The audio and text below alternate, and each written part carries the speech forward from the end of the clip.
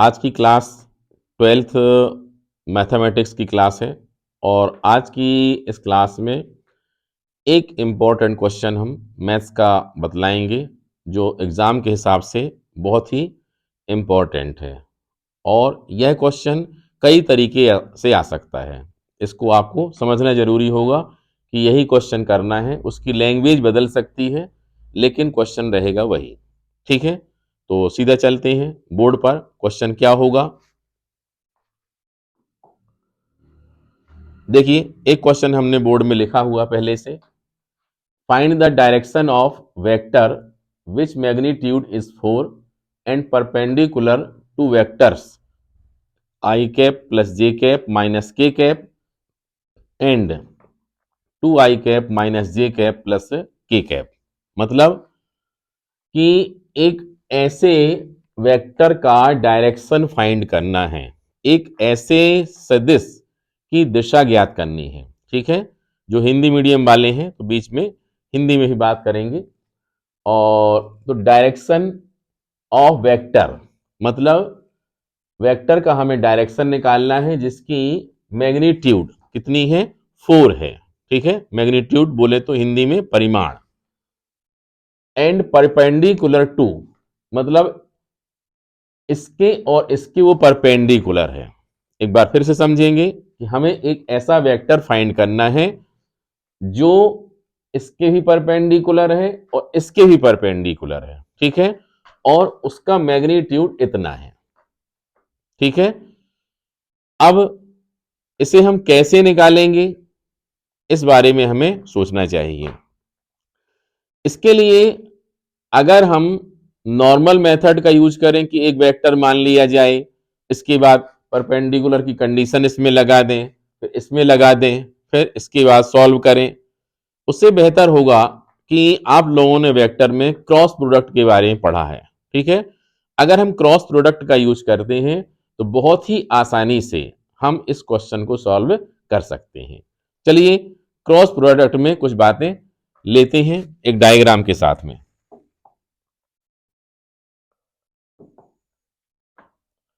ये देखिए एक डायग्राम लेंगे हम।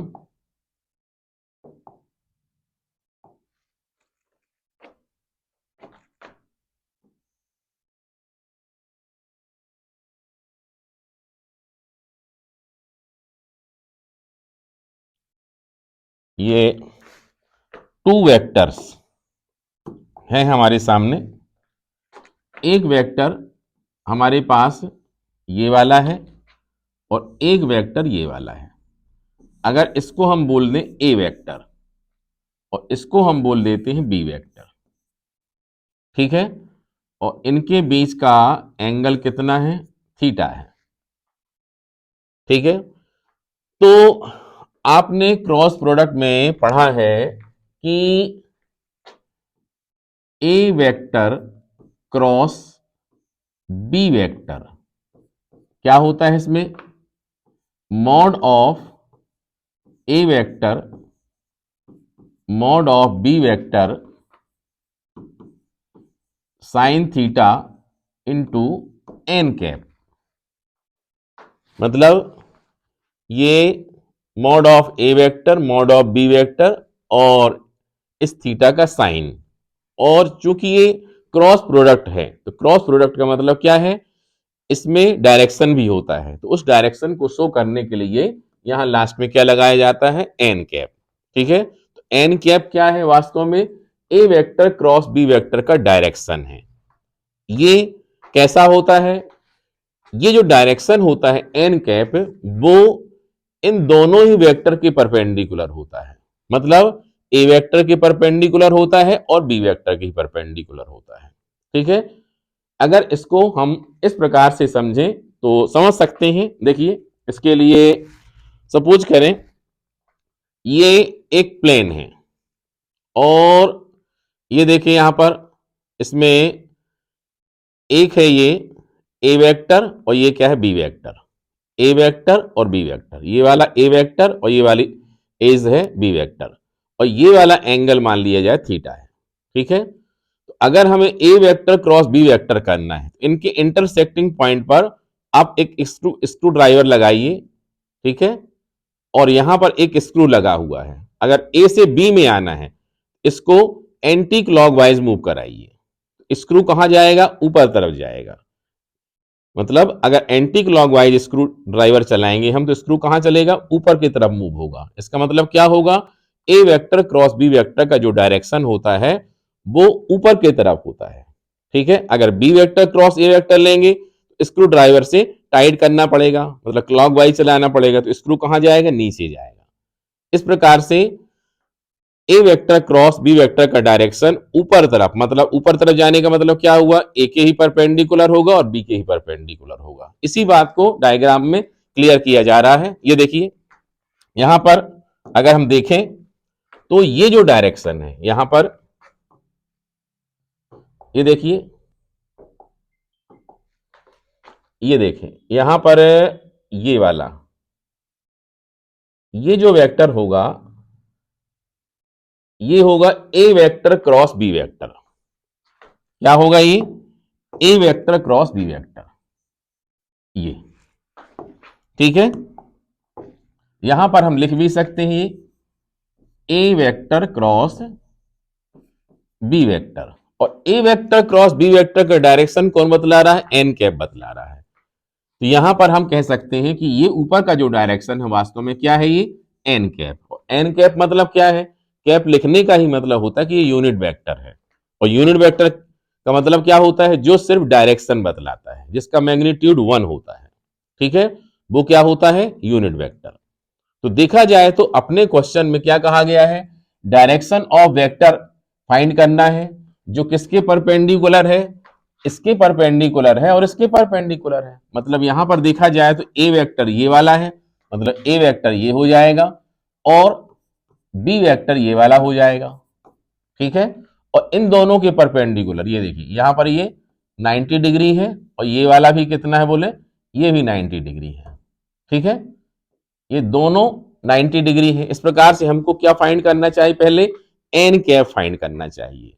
तो यहां पर हम डायरेक्शन ऑफ वेक्टर फाइंड करना है, तो हम डायरेक्शन ऑफ वेक्टर मतलब कितना होगा? N cap. अगर यहां पर ये डायरेक्शन वर्ड हटा दिया जाए, ये वाला, इसके बदले हम क्या कर दें? Find the vector which magnitude is 4। क्योंकि अगर डायरेक्शन बस की बात है तो फिर यहां पर मैग्नीट्यूड हो या ना हो उससे कोई फर्क नहीं पड़ता है, ठीक है।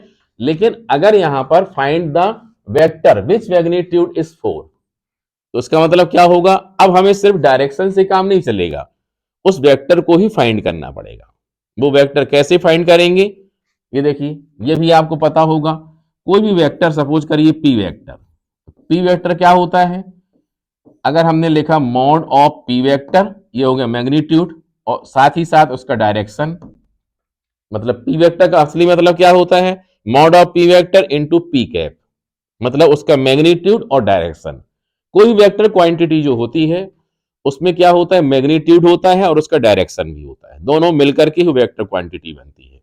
इस प्रकार से अगर हमें वेक्टर निकालना हो तो उसका मैग्नीट्यूड पता होना चाहिए और डायरेक्शन पता होना चाहिए, ठीक है। तो यहां पर देखें, हमारे पास मैग्नीट्यूड क्वेश्चन में दिया गया है और डायरेक्शन हम एन कैप के रूप में निकाल लेंगे। इस प्रकार से क्वेश्चन सॉल्व हो जाएगा। चलिए आप क्वेश्चन को करके देखते हैं। यहां पर हमारे सामने जो चीजें दी गई हैं उनको पहले हम लिखते हैं। हियर लेट, क्या कर लिया हमने? A vector is equal to I cap plus J cap और माइनस के cap. B vector is equal to कितना है?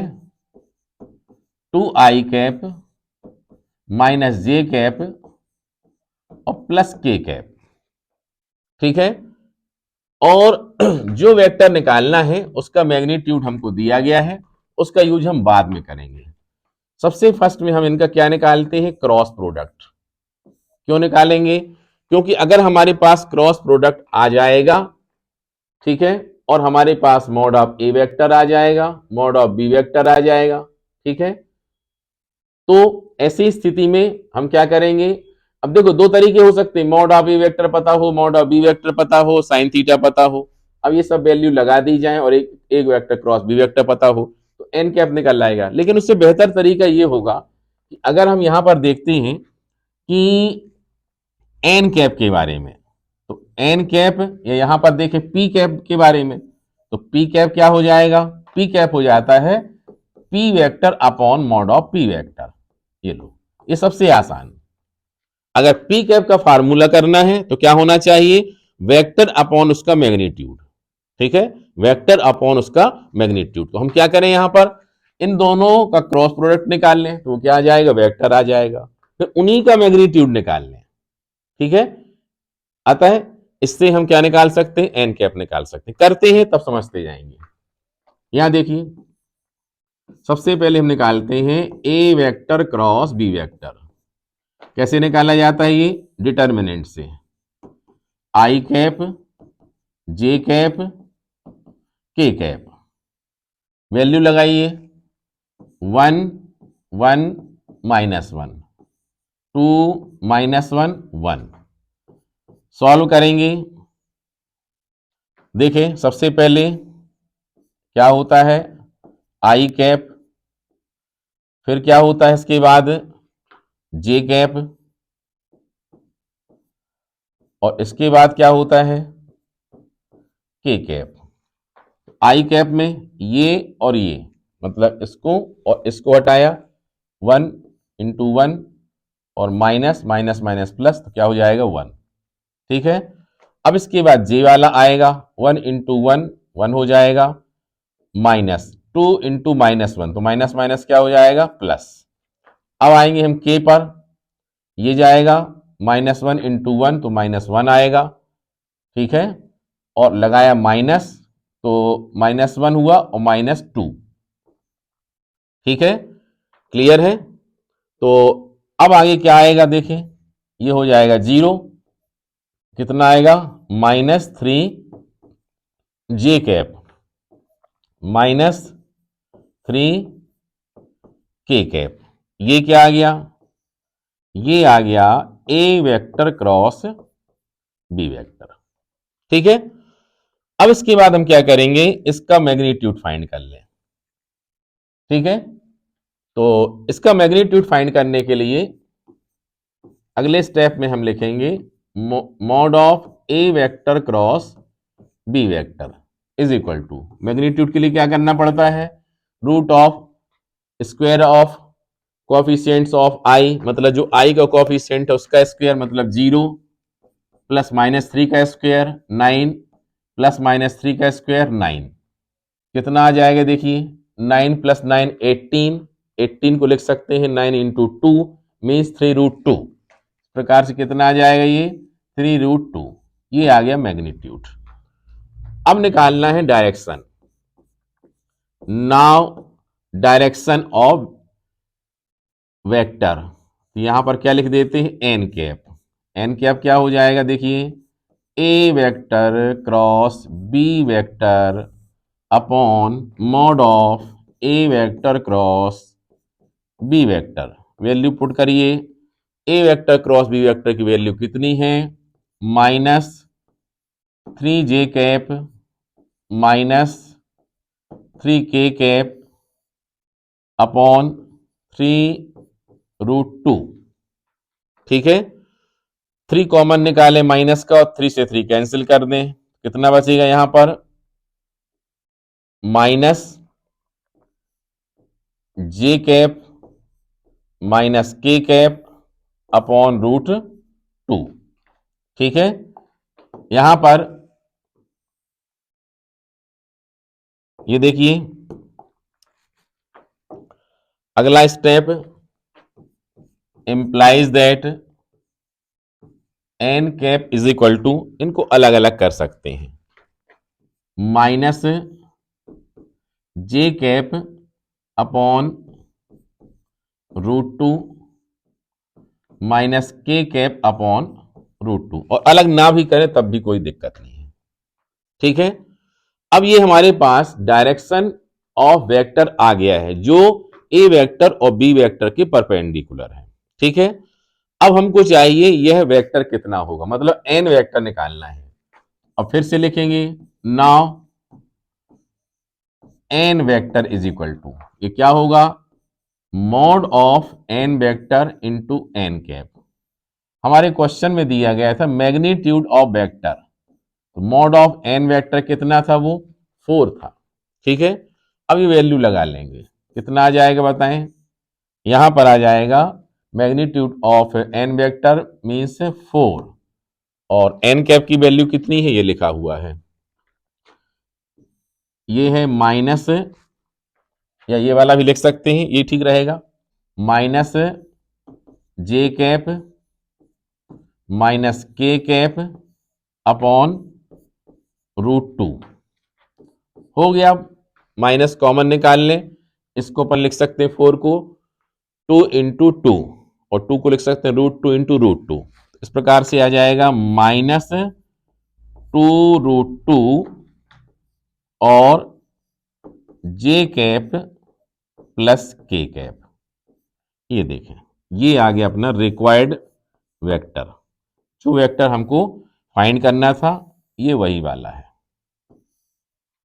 ठीक है, क्वेश्चन आसान है और एग्जाम में आए तो आप लोगों से बनना चाहिए। इसी क्वेश्चन में अगर और भी कुछ पूछ लिए, जैसे मान लो कि एंगल बिटवीन टू वेक्टर्स, तो वो एक अलग क्वेश्चन है, मतलब अगर एंगल के लिए है तो वैसे तो साइन वाला जो क्रॉस प्रोडक्ट है उससे भी निकाल सकते हैं यहां पर, लेकिन जब भी अगर एंगल बिटवीन टू वेक्टर्स आता है तो आप लोगों को सिर्फ और सिर्फ कॉस वाले फार्मूले का यूज करना चाहिए, मतलब cos theta is equal to a1 vector dot b1 vector upon mod of a vector into mod of b vector. ठीक है, यह ज्यादा आसान पड़ता है, मतलब क्रॉस प्रोडक्ट के मुकाबले डॉट प्रोडक्ट का कैलकुलेशन ज्यादा इजी होता है, मतलब कम लेंदी होता है, जल्दी हो जाता है। इसलिए जब भी एंगल बिटवीन टू वेक्टर्स आए, इवन अगर उसका दोनों वेक्टर के बीच का साइन भी निकालने को आता है, तब भी आप क्रॉस प्रोडक्ट से मत निकालिए, उसको निकालिए डॉट प्रोडक्ट से, कॉस निकालिए और लास्ट में क्या कर दीजिए, sine theta is equal to √1 minus cos square theta, उससे साइन थीटा भी आ जाएगा। ठीक है, तो उम्मीद है यह क्वेश्चन आप लोगों को समझ में आया होगा। यह क्वेश्चन 2, 3, 4 मार्क्स के अंतर्गत एग्जाम में आ सकता है, कभी कभी 2 का भी आ सकता है, ये 3 का भी आ सकता है, और ज्यादा इजी पेपर आया तो यही क्वेश्चन 4 में भी दे देते हैं। ठीक है, तो ऐसे क्वेश्चन की प्रैक्टिस कर लें, एग्जाम में आए तो जरूर बनना चाहिए। तो आज के लिए इतना ही।